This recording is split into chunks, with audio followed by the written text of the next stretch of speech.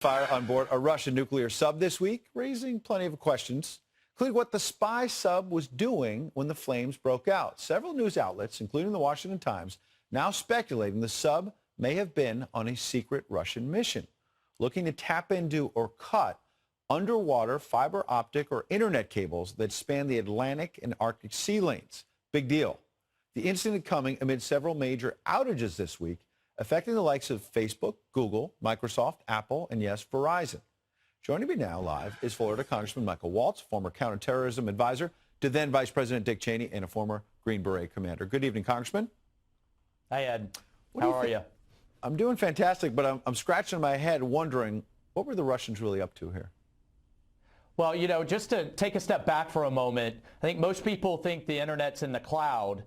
It's really under the ocean. There are almost 400 of these cables. They're about the size of a really large garden hose that run several 100,000 miles. And our entire modern economy is dependent on these fiber optic cables, from banking to insurance to financial markets. And it's not just communicating with each other, it is how they actually access their data in data centers all over the world. So both the Russians and the Chinese have made it clear in their national security strategy that they are not going to take the United States on tank to tank or aircraft carrier to aircraft carrier. They are going to attack us asymmetrically. That's attacking us in space, cyber, undermining our confidence, our elections, or in this case, and what this sub was doing, very likely, was tapping into these cables to collect the data, to gather intel, and to put in place the ability to drop portions of the internet and to pull the rug out from under our modern economy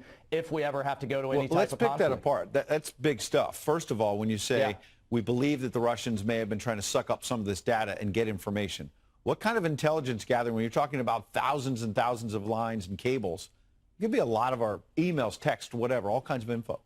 Right.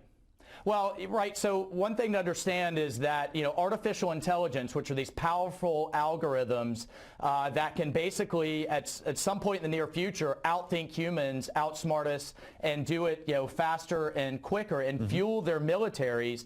They rely on data. Data is the fuel. It's the new coal that power the kind of the AI industry, particularly on the military side. So that's one piece. But the other piece is to be able to attack us or to undermine us economically. So you can imagine a Russian incursion into Ukraine, into Lithuania. We respond with additional sanctions, and the Russians then respond by dropping a portion of the European internet or the global banking system. I think from my perspective in Congress, twofold.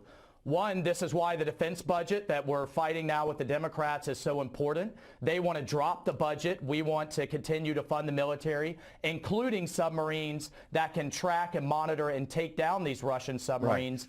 And two, this is why I think sending a strong signal to the Russians is so important of what we consider critical infrastructure. So, Congressman, I got 30 seconds. And our elections and our global internet will be met with force if they go after. So you suggested they could have been sucking up data, but the second part of and the last part of the question I want to ask, how certain does it seem that the Russians may have been trying to attack these lines, bring down an Apple, bring down a Verizon, or at least impact it and hurt our economy?